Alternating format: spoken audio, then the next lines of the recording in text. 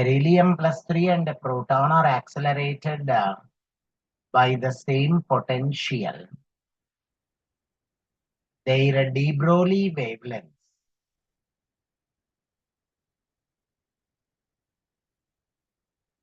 have the ratio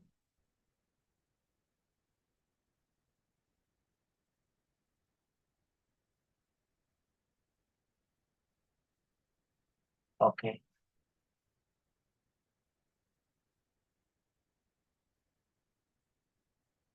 Assume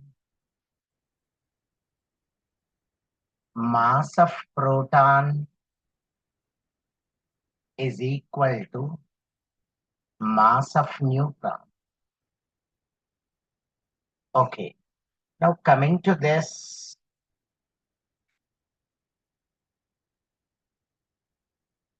see here they have given two different particles, beryllium plus 3 and a proton, I mean H plus. Okay. Now, these are accelerated by the same potential.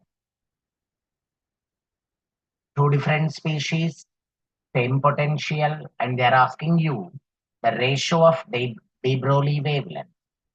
I've already given this relation. Lambda is equal to h by root 2 m ke. Ke is of course kinetic energy, but this ke can be written as charge into potential. So lambda can be finally written as root over 2 into m into E into V. I mean charge into potential. Now, see, you want the ratio of wavelength. So let us consider this. H anyway is a constant. So let us neglect it. Okay. Now, this is of course charge, and even the potential by which they are accelerated is also same. So let us forget about this. Of course, masses are different. Even this 2 is a constant which is applicable to both beryllium plus 3 and proton. So even this can be neglected. So finally, I would actually like to go with the lambda is inversely proportional to root over m into E, neglecting all the constants, right? Now, we have mass, we have charge. Let us consider beryllium plus 3 as the first one and proton as the second one. Okay.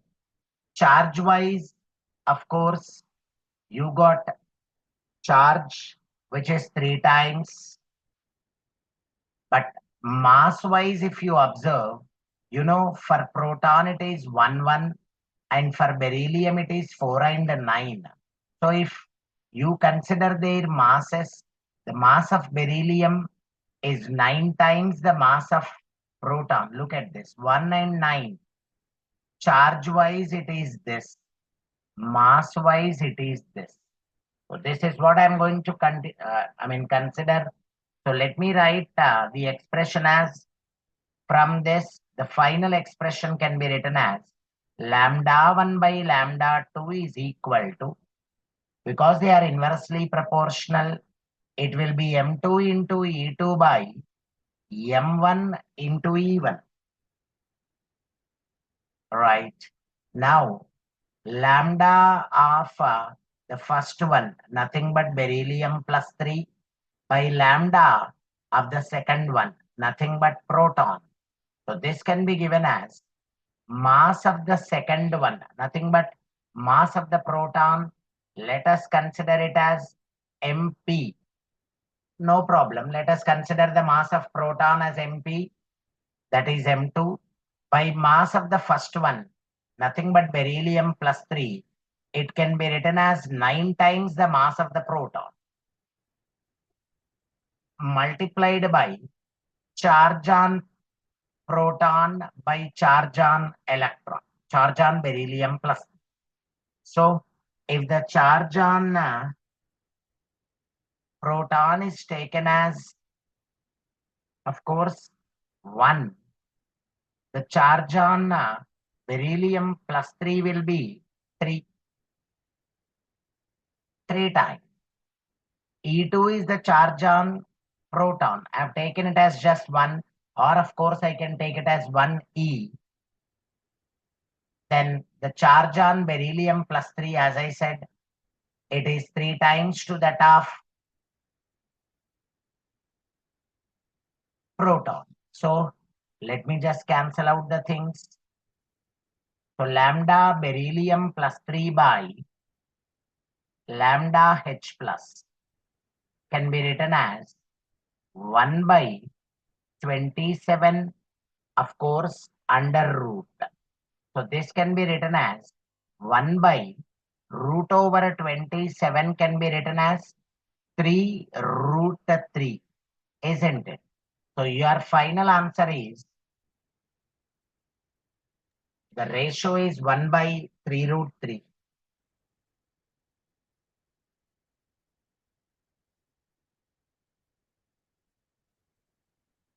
The ratio of de Broglie wavelength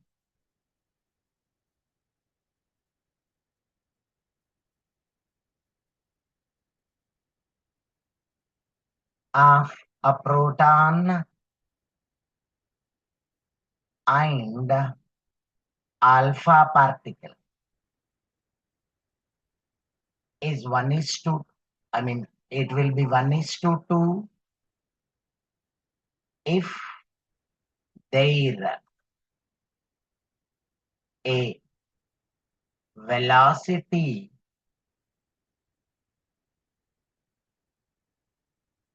are in the ratio 1 is to 8, B velocity are in the ratio 8 is to 1, then kinetic energy are in the ratio 1 is to 64. Next, kinetic energy are in the ratio 1 is to 256. So here there are two things. Point number 1, they are asking about the ratio of the de Broglie wavelength. Of course, it is given as 1 is to 2, and that is possible when the velocity ratio is how much and the kinetic energy ratio is how much.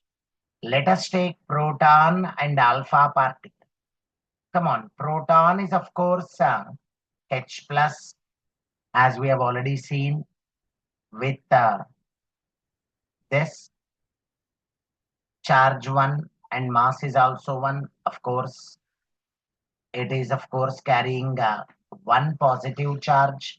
Then coming to helium, 2, 4. Now this is of course the charge, and this of course is the mass. So mass wise, alpha particle has a mass which is 4 times the mass of proton. Let's see. Now if suppose you want to consider wavelength and velocity, you have this relation. Lambda is equal to h by mv. Of course, they have got different masses. H is a constant, so I don't consider. I have to take lambda because the ratio is already given. Masses are different, so I have to take even this velocities. That is what they are asking. So let me consider that. And let me write the relation as lambda is inversely proportional to mv. So I can simply write it as lambda 1 by lambda 2 is equal to m2 v2 by m1 v1, because they are inversely proportional. See, here also they are inversely proportional, even here also. Okay, now let us consider one as a proton, the first one, the second one as alpha particle. I've already given them here. Now the ratio of Proton to alpha particle is given as 1:2. It is clearly mentioned. Then mass of alpha. You know the mass of alpha is of course 4 times the mass of proton. If the mass of proton, I mean M1, 1 is proton, 2 is alpha. So if the mass of proton is 1, mass of alpha is 4 times to that of the mass of proton. Now what has to be the velocity ratio? V alpha, I mean V2, because second is alpha, then V1. Of course, the first one is proton. So velocity of, look at this. We want the velocity of proton is to velocity of alpha particle. So let me take proton here and alpha here because we want the ratio of Vp is to V alpha. So then it will be, of course, 8 is to 1. Now this also will go here. So then that will become 8 is to 1. So the second answer is correct. Now, let us also check whether there is any proper answer in C, D. Because here they have given kinetic energy. Let me just give you the relation between lambda and kinetic energy. This is for lambda and mass and velocity. Then let me just go for lambda and kinetic energy relation. Just now I have given lambda is equal to h by root 2 mke. So here if you consider h is a constant, so don't consider. Even 2 is a constant, so don't consider. Finally, I can simply write it as lambda is inversely proportional to root over m into ke. So therefore, yes, let me write it here.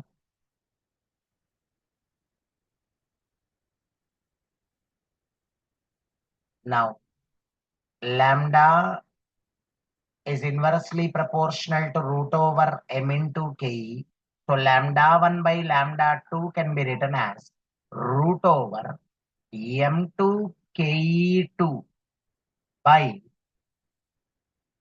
m1 ke1 because these are inversely proportional and even these are inversely proportional.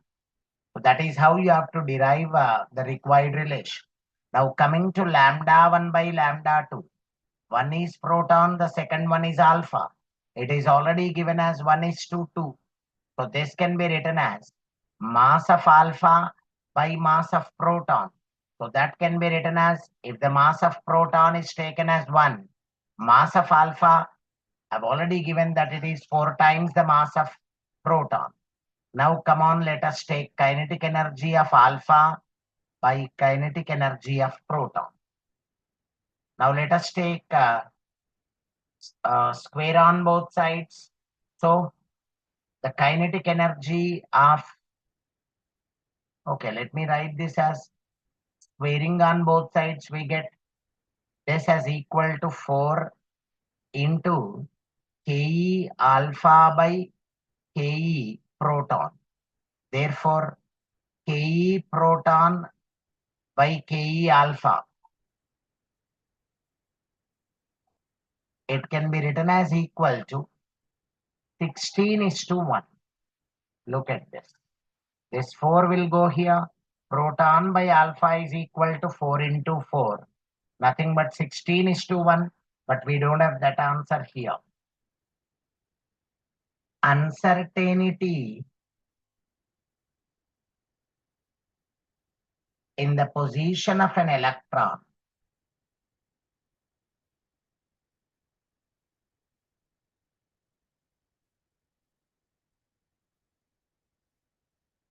Of course, they have also given the mass equal to 9.1 into 10 power minus 31 kg, moving with a velocity of 300 meter per second. Accurate up to 0.001% will be. So this is very interesting. And of course, they have also given the value of h by 2me, h by 2 into mass of electron. It is given as 5.8 into 10 power minus 5. Now let us check with Heisenberg's uncertainty principle. They are asking you the uncertainty in the position, and they have given that the velocity is 300 meter per second. It is accurate up to 0.001% only. The accuracy in the velocity leads to inaccuracy in the position. I told you this when we discussed the theory part. Accuracy in one thing leads to inaccuracy in the other thing. So if you can determine one thing in a perfect way, you will be missing the other thing. That's what we discussed. Now, come on, delta x into, because they have given the velocity things. Let me go ahead with delta x into m delta v is greater than or equal to h by 4 pi. Correct. Now, they're asking you delta x. Delta x, nothing but uncertainty in position, is equal to h by 4 pi m into delta v. Of course,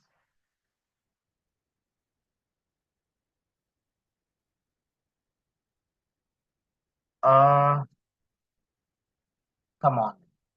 H, of course, is, let's see. Oh, h by 2me is given, right? H by m, of course, 2 is given, but we want 4. Okay, so let us write this as 2 into 2, and let me even consider this 2m. H by 2m is what is given. I am left with one more 2. Let me take that. H by 2m is given as 5.8 into 10 power minus 5. See this h by m into this 2. But still I am left with, there is another 2 multiplied by pi. Pi, of course, is 3.14 multiplied by delta v. You know, delta v calculation itself is the important point here. The velocity is 300 meter per second, right? 300 meter per second. But that is only 0.001% accurate. So this is what is very important in this. Velocity into percentage accuracy. This is your delta V. So now let us simplify this. Let's see. See, this is anyway 10 power minus 5. Now when this 10 power minus 5 goes into numerator, it will become 10 power plus 5. So what I'll do is, I'll just cancel out these things. So now I am left with, look at this. 2 into 3, 6. 6 into 3, 18. This is 6. 6 ones are, 6 threes are 18. So 1 by 300 is what I am left with. 1 by 300. So this will come out to be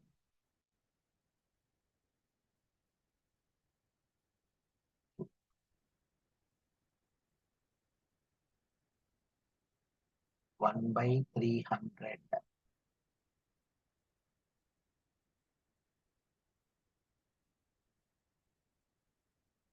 So 1 by 300 is nothing but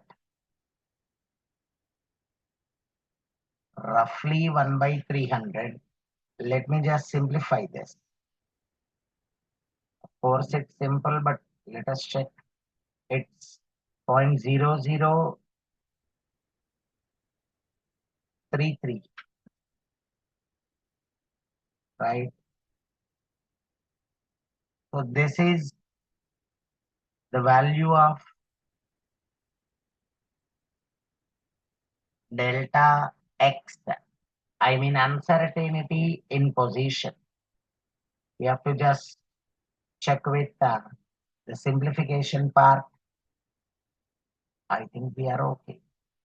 The circumference, this is little bit complex. The circumference of third orbit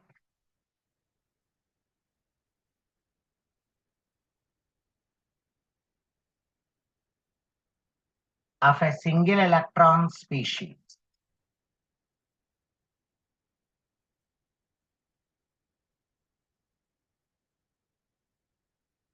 is 3 nanometer. What may be the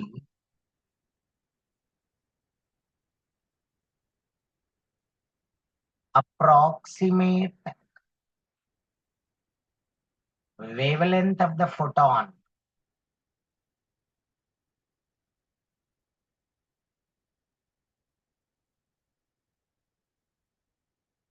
required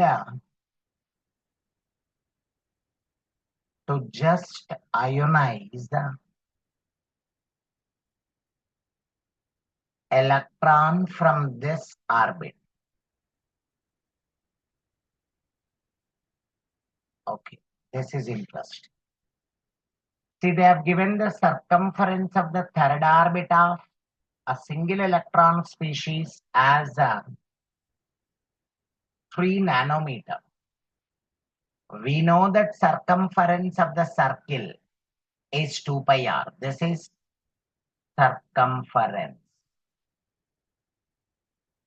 So circumference 2 pi r is equal to n lambda. Now let us check with the lambda. Okay.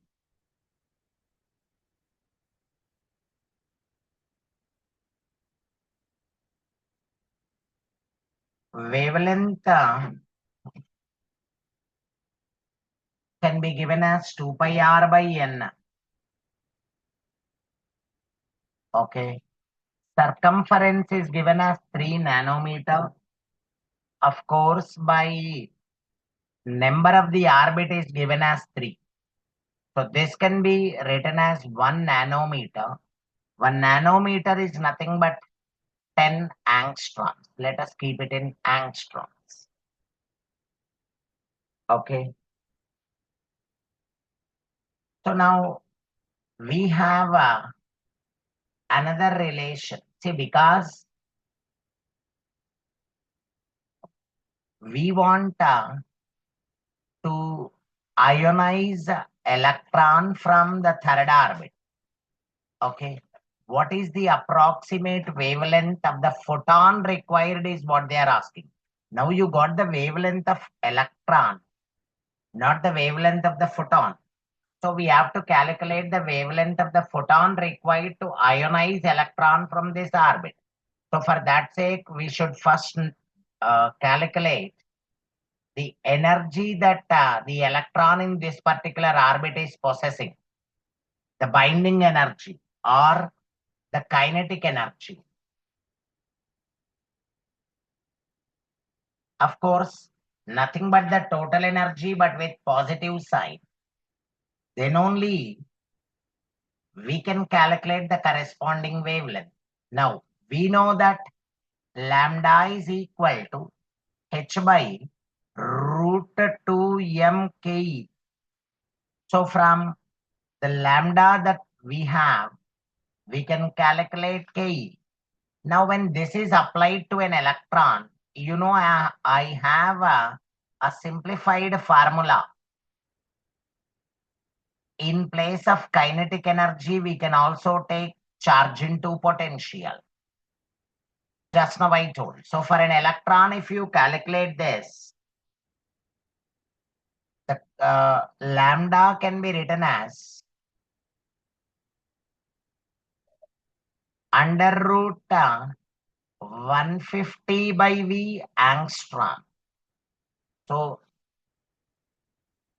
on simplifying this particular formula, this is the potential what I have given. Charge into potential. So it can also be written as lambda is equal to root over 150 by, in place of potential, you can also write kinetic energy. Now, this can be simplified further as root over 150 is roughly 12.3. Of course, a constant, but still there is a root over k. So lambda is equal to 12.3 by root over k. Now, taking square on both sides, we get expression for kinetic energy. What is that? It is, of course, 12.3 square by lambda square.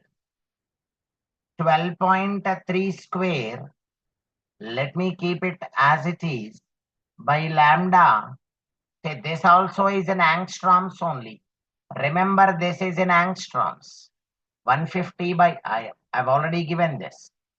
12.3 and lambda is also in angstroms. So let me take it as 12.3 square by 10 square. So this comes out to be 12, around 150. Just a second. Let me just simplify that.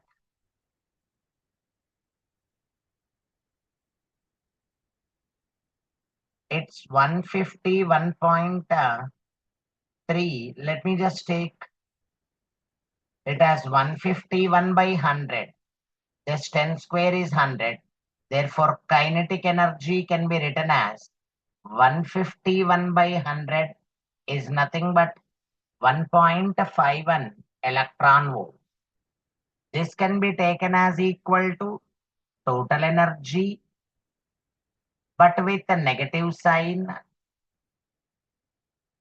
or the same can be taken as binding energy. In fact, this is what is very important.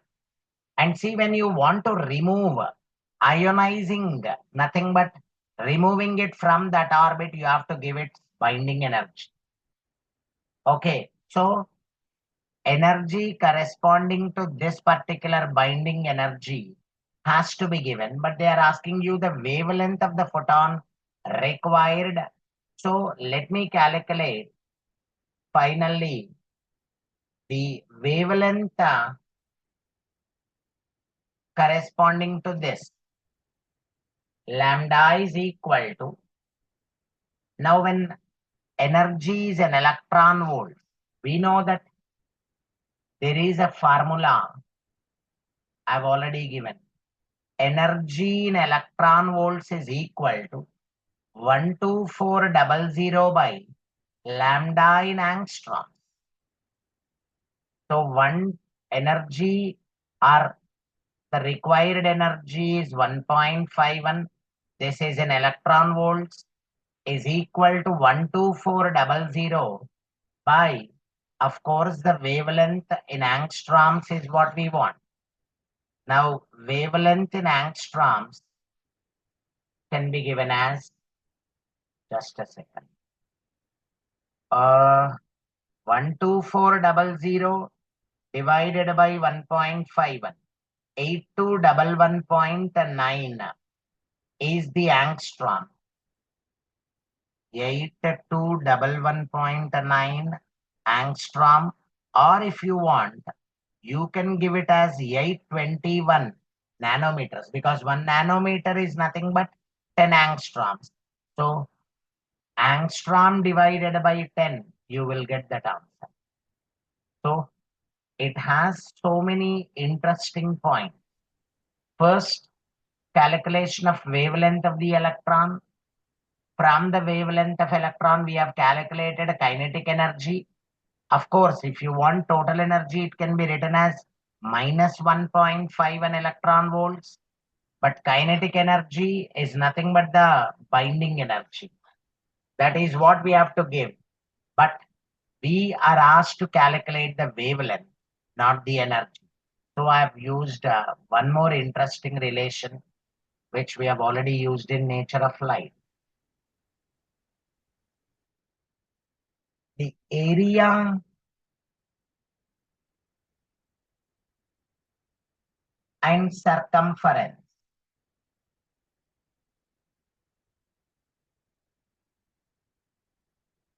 of nth orbit of a hydrogen atom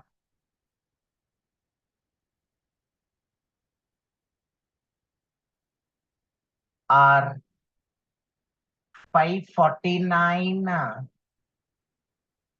angstrom square. That is the area. And 83.05 angstrom respectively. The maximum number of lines, it is interlinked with spectra. The maximum number of lines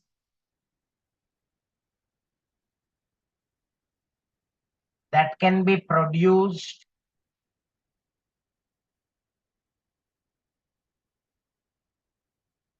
when the electron falls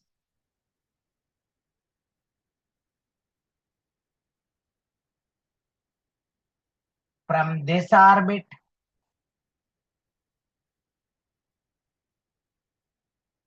to the second orbit is.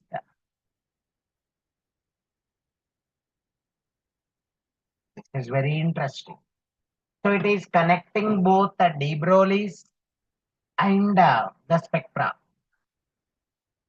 They have given area as well as circumference. Area is this much, circumference is this much. And finally, they are asking the maximum number of spectral lines formed when electron from the orbit to which these two values correspond to into the second orbit. Come on, let us calculate. Area of the circle, formula is pi r square. Now that is given as 549 angstrom square. Then coming to circumference. You know, circumference of the circle is 2 pi r. It is given as 83.05 angstrom. Now from this, we can calculate r. Let me just do this way. Let me just take the ratio. Pi get cancelled. R gets cancelled. So let me just calculate the value of R. Of course, I am left with R by 2. No problem. Let us consider R by 2. R by 2 is, let me just simplify this,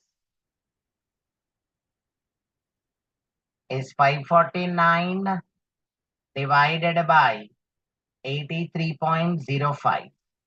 It's 6.61 is R by 2. Therefore, R can be written as 6.61 into 2.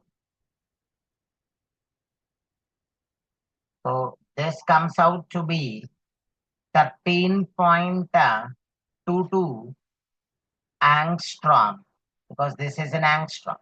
So this is the radius.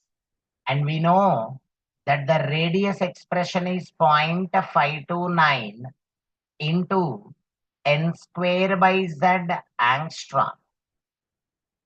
Now we got radius and we know that the value of z is 1 for hydrogen atom. So this is known. We can calculate the value of n, nothing but the orbit. Now this is step number 1. Now let me go for step number 2. 13.22 is the radius, this one, radius of nth orbit. That is equal to 0.529 into n square by z for hydrogen atom is 1. Okay, so then n square can be written as 13.22 divided by 0.529. It's 24.99. Let me just take it as 25. Therefore, the number of orbit in which it is revolving is 5. Isn't it? When n square is 25, n will be 5. Now they are asking you the number of spectral lines. The third step is, now the electron is going from 5th orbit to 2nd orbit. I've given formula for this kind of a thing as number of spectral lines is equal to n into n plus 1 by 2, but n is nothing but n2 minus n1. So what is n2 minus n1 here? n2 is the higher energy level, 5 minus n1 is the lower energy level. So that is equal to 3. Therefore, the number of spectral lines can be given as 3 into 3 plus 1 by 2. Nothing but 2 ones are 2 twos are. 3 into 2 is 6. Okay. So look at this. This is very interesting. It covers overall quantum numbers concept. You have to be little careful. Which of the following are not acceptable? Not acceptable sets of quantum numbers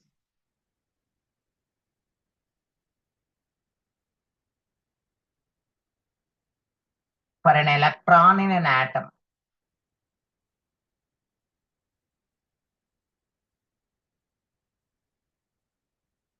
Look at this. The first option is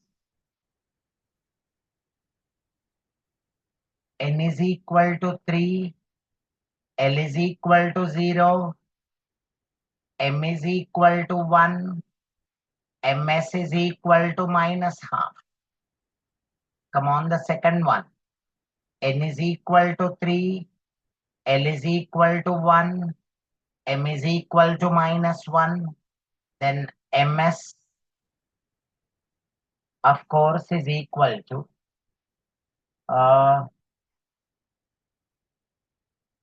no problem, plus half or minus half. Let us take plus half.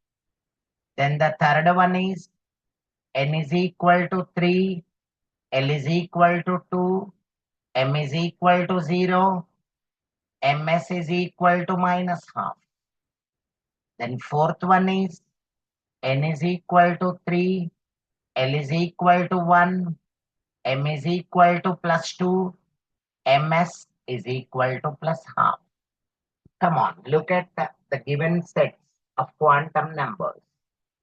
Let us check them one by one and see whether it is acceptable or not. They are asking you the not acceptable sets. Let's see. See, when n is equal to 3, L can have the values, of course, 0, 1, and 2. You be little careful because we know that the values of L are 0 to n minus 1. That's okay. Now, of course, L is given as a 0. But when L is equal to 0, it is called S sublevel. It contains only one box for which even the value of M also is a 0 only. But they have given 1 which is not possible. Gone. See, when L is equal to 0, the only M value possible is a 0 only. So it is not acceptable. Let's see the second one. See, when n is equal to 3, L can have the values, as I said just now, 0, 1, 2. They have given 1, so it is acceptable. Now, when L is equal to 1, we know that it is called P sublevel. And the P sublevel consists of 3 P orbitals, for which we take the M values as +1, 0, -1. So even this value is okay. And when M is a -1, the first electron will have this as +half. So even that also is okay. All are acceptable as per the rule. So this is okay. The first one is not okay. Let us go for the third one. Now when n is equal to 3, just now I told that the values of L possible are 0, 1 and 2. Yes, it is given as 2. So even this is okay. Now when L is equal to 2, we know that it is called a D sublevel. So the possible M values are +2, +1, 0, -1, -2. They have given 0. Yes, that is possible. I mean this. And in this, if you write the second electron, this will be with -half. The first electron will be with +half. The second one will be with -half. It's a tradition. So even the third one is acceptable. Let's see the fourth one. See, when n is equal to 3, L can have the values 0, 1 and 2. Because L is equal to 0 to n -1. Yes, they have given 1, so it is acceptable. But when L is equal to 1, I told you that the M values possible are +1, 0, -1. But here they have given +2, which is not acceptable. Because when L is equal to 1, only possible M values are +1, 0, and -1. So this is not possible. So we can just don't accept. We cannot accept this. Okay. Look at this. This is a question on the basis of Bohr's and de Broglie's relation. The velocity of an electron in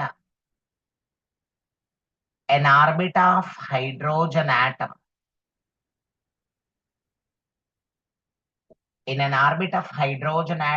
is 5.47 into 10 power 5 meter per second. They have given the velocity. Total number of waves formed by the electron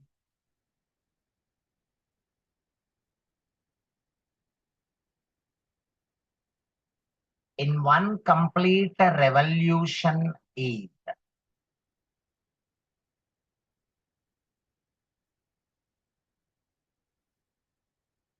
So the given information is velocity, and they're asking you about the number of waves. Simple. We know that the number of waves made by an electron in one complete revolution in a particular orbit is equal to the principal quantum number of that orbit. I mean the value of n of that orbit. So from the velocity, if we can calculate the number of orbit, then that is equal to the number of waves. So simple. Velocity of electron in nth orbit can be given as 2.188. See, it is in meter per second, so 2.188 into 10 power 6 into z by n meter per second. This is the expression for velocity of electron in nth orbit. Now look at this. Hydrogen atom, therefore z is equal to 1. So this is equal to 1. Come on, velocity is given in the problem. 5.47 into 10 power 5 is equal to 2.188. Just substituting the velocity here into z by the number of orbit is what we have to calculate. Come on. 10 power 5, 5. You are still left with 10. So this, of course, is, see, 2.188 into 10 is, this is roughly 21, 22. And this, of course, is around 5, 5.5. So let me just cancel this out as 4 times.